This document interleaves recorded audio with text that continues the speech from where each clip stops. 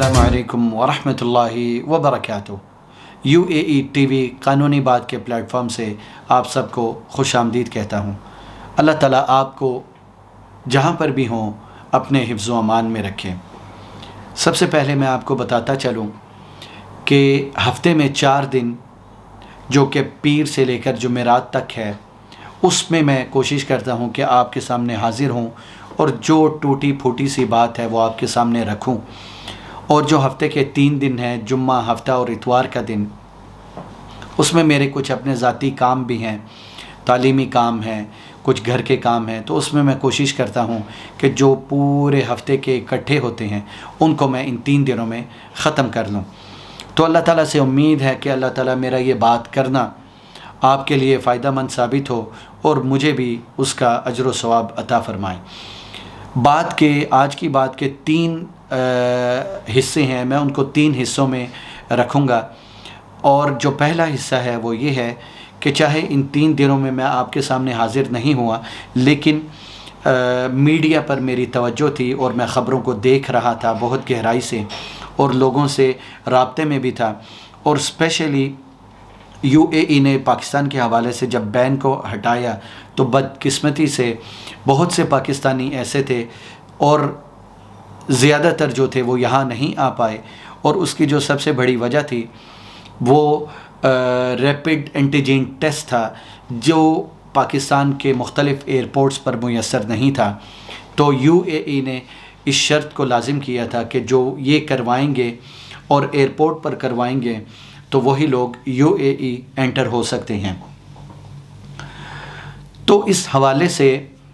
जो पहली बात है वो ये है कि बहुत से लोगों ने मीडिया पर आकर, और स्पेशली वो लोग जो पाकिस्तान में बैठे हैं, YouTube पर काम करते हैं और इंडिविजुअल्स हैं, उन्होंने वहाँ पर बैठकर एक सनसनीखेज़ ख़बरों का सिलसिला जारी किए हुए था कि UAE ने बहुत सख्त रैपिड एंटीजन जो टेस्ट है उसकी जो शर्त है वो बहुत सख्त लगाई है और ये नहीं होनी चाहिए। जबकि हकीकत में अगर देखा जाए तो इस चीज़ का फ़ायदा है। हम लोग यहाँ पर हैं और कोई भी मुल्क सख्त से सख्त शराइत नहीं लगाता, और उसको लगाने का मकसद नहीं, सिर्फ़ और सिर्फ एक उसका फ़ायदा है कि वो अपने लोगों को, जो उसके मुल्क में लोग रह रहे हैं, उनको वो ज़्यादा से ज़्यादा एक कोविड-19 से दूर रखना और उसकी हिफाजती जो तदाबीर हैं वो इख्तियार करना है। इससे ज़्यादा कुछ नहीं। कौन सा मुल्क है जो नहीं चाहता स्पेशली कि उनके मुल्क में विज़िटर्स ना आएँ, उनको फ़ाइनेंशियली इस चीज़ का फ़ायदा ना हो। लेकिन बहुत से जो पाकिस्तान में बैठे हुए थे उन्होंने इस चीज़ को अपने सामीन के सामने रखा और इससे उनके गुस्से में और उनकी परेशानी में मज़ीद इजाफ़ा हुआ। और इसके साथ ही मेरी नज़र में पाकिस्तान को भी ब्लेम करना वो भी बिल्कुल गलत है। क्यों कि UAE ने जब इस चीज़ की अनाउंसमेंट की तो उसमें आप लोग ख़ुद इस चीज़ को ज़्यादा बेहतर समझते हैं कि बहुत से जो यूट्यूबर्स और जो इंडिविजुअल्स थे जो अपने तई पेशन गोइयाँ कर रहे थे कि UAE शायद दिसंबर या सितंबर तक इस बैन को नहीं हटाएगा, और इसी वजह से UAE की गवर्नमेंट को मीडिया पर आकर स्टेटमेंट देनी पड़ी कि ये कोई भी बात हमसे लिंक नहीं होती और हमारा इससे ताल्लुक़ नहीं। जब बैन को हटाना होगा तो हम ऑफिशियली आकर इस चीज़ की कंफर्मेशन लोगों के सामने करेंगे। तो पाकिस्तान के सामने ये शराइत या उनकी पाकिस्तान की नज़र में कोई ऐसी बात नहीं थी कि शायद बैन हटने के बाद ये रैपिड एंटीजन टेस्ट जो है ये प्रोवाइड हो। तो इस वजह से पाकिस्तान की पहले से इस चीज़ की तैयारी नहीं थी। और चूँकि अब सुनने में जो आ रहा है और बहुत से लोगों से मेरी बात भी हुई, कंफर्मेशन भी हुई कि मुख्तलिफ़ एयरपोर्ट पर जो बाहर की एयरलाइंस हैं और कुछ पाकिस्तान की एयरलाइंस है, शायद कि वो इस चीज़ की कोशिश कर रहे हैं, रैपिड एंटीजन टेस्ट को अपने मुसाफिरों के लिए अप्लाई कर रहे हैं, क्योंकि इसमें एयरलाइंस का फ़ायदा है और ان کو اپنا فائدہ دیکھتے ہوئے اپنے مسافروں کے لیے یہ کرنا پڑا ہے۔ تو انشاءاللہ اللہ سے امید ہے کہ اللہ تعالیٰ پاکستانیوں کی جو پریشانی ہے اس کو جلد سے جلد ختم کرے۔ اور میری گفتگو کا جو دوسرا حصہ ہے وہ یہ ہے کہ میں اپنے تمام ناظرین سے بار بار گزارش کرتا ہوں کہ آپ لوگ ان کو فالو کریں کہ جو آپ کو مزید پریشانی میں اور اضطراب میں مبتلا نہ کریں، کیونکہ جو لوگ یہاں پر نہیں بیٹھے اور وہ پاکستان میں ہیں تو ان کو یہاں کے حالات کے بارے میں اس طرح سے نہیں پتہ، اور جو لوگ یہاں پر بیٹھے ہیں ان کو پاکستان کے حالات کے بارے میں اتنا نہیں پتہ، وہ بھی آپ کی طرح اور میری طرح کے لوگ ہیں۔ تو اس وجہ سے آپ اگر کسی پریشانی میں ہیں تو اس سے بہتر ہے کہ آپ گورنمنٹ کی پالیسیز کو اور ان کی ویب سائٹ پر جا کر یا جو صحیح چینل آپ کو لگے اور اس کا فالو کرنا، آپ اس کو فالو کریں۔ جو میری گفتگو کا تیسرا پوائنٹ ہے وہ یہ ہے، اور جو بہت امپورٹنٹ ہے، کہ بہت سے لوگ پاکستان میں ایک ڈپلیکیٹ یا ایک جعلی سرٹیفکیٹ بنوا رہے ہیں جو کہ کووڈ-19 ریپڈ انٹیجن ٹیسٹ کے متعلق ہے۔ تو میری ان لوگوں سے درخواست ہوگی as a student of law, قانون کے حوالے سے، چونکہ میں قانون کو تھوڑا بہت سمجھتا ہوں یہاں کے، تو اس حوالے سے میری ریکویسٹ ہوگی کہ خدا را اس سرٹیفکیٹ کو نہ بنوائیے۔ کیوں کہ شاید آپ اس کو بنوا کر پاکستان میں موومنٹ کر سکیں اور کچھ عرصہ آپ گورنمنٹ کی یا وہاں کے اداروں کی نظر میں نہ آئیں، لیکن آپ اس چیز کو دیکھیں کہ آپ اگر اس جھوٹے سرٹیفکیٹ کو لے کر UAE کے ایئرپورٹ پر اتریں گے تو سب سے پہلے آپ اس سرٹیفکیٹ کو ایک بہت ہی سینسٹیو اور بہت ہی آفیشیل جو جگہ ہے وہاں پر اس کو پیش کریں گے۔ تو اگر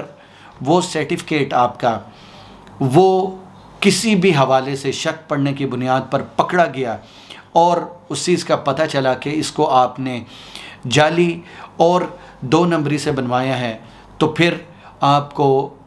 بہت اچھے طریقے سے پتہ ہے کہ UAE میں اس کا آپ کو قانونی سامنا کرنا پڑے گا، اور یہ بہت ہی بڑی مشکل بھی آپ کے سامنے آ سکتی ہے، چاہے وہ فائن کے حوالے سے ہو، چاہے جیل کے حوالے سے ہو، اور یہ چیز دور نہیں کہ آپ پر شاید آپ کو ڈیپورٹ بھی کیا جا سکے،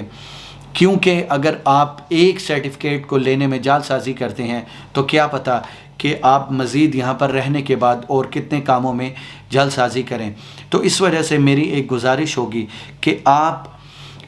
کوشش کریں کہ اس جو جعلی سرٹیفکیٹ ہے اس کو نہ بنوائیں، اور مزید 15 سے 20 دن انتظار کریں، اس کو بنوائیں، اس کو لیگلی بنوائیں، تاکہ آپ جو اپنے بیوی بچوں کے پاس یہاں پر آ رہے ہیں یا ان کے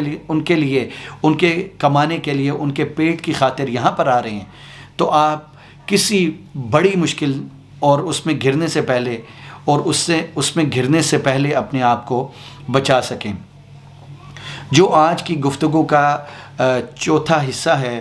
اور میں اپنی ہر ویڈیو میں آخری حصے کو قانونی مشورے کے طور پر استعمال کرتا ہوں تاکہ آپ کو اس چیز کا فائدہ ہو، وہ یہ ہے کہ اگر آپ UAE میں کہیں بھی ہیں اور آپ کو کوئی بھی کمپلینٹ کرنی ہے، چاہے وہ بزنس کے حوالے سے ہو یا کسی بھی اوفنس کے حوالے سے ہو، کوئی آپ پر ظلم کرے، کفیل کے حوالے سے ہو، چیک کے حوالے سے ہو، پیمنٹ کے حوالے سے ہو، تو اس کا جو سب سے صحیح طریقہ ہے وہ یہ ہے کہ آپ سب سے پہلے اپنی کمپلینٹ کو پولیس میں جا کر اس کا اندراج کروائیں۔ اس کا فائدہ یہ ہے کہ پولیس میں اگر آپ کمپلینٹ کریں گے اور اپنی کمپلین لکھوائیں گے تو آپ کو وہاں پر پیسے یا آپ کا خرچہ نہیں ہوگا، آپ وہاں پر کروائیں گے، اس کے بعد پولیس اس پارٹی کو بلائے گی، اور کیا پتہ کہ آپ کی جو کمپلین جو آپ نے اس کا اندراج کروایا ہے وہ پولیس کے اندر ہی آپ کی اپنی جو آپ کی بی پارٹی ہو، آپ کی جو مخالف پارٹی ہو، اس سے آپ کی صلح ہو جائے، اور جو آپ کی خواہش تھی یا جس چیز کی آپ کو طلب تھی وہ آپ کی پولیس اسٹیشن میں ہی مکمل ہو جائے۔ تو یہ اس سے بہتر ہے کہ آپ اپنے کیس کو ڈائریکٹ کورٹ میں لے جائیں اور کورٹ میں جانے کے بعد آپ کو اس کا خرچہ بھی کرنا پڑے، محنت بھی کرنی پڑے، وکیل کو بھی ہائر کرنا پڑے اور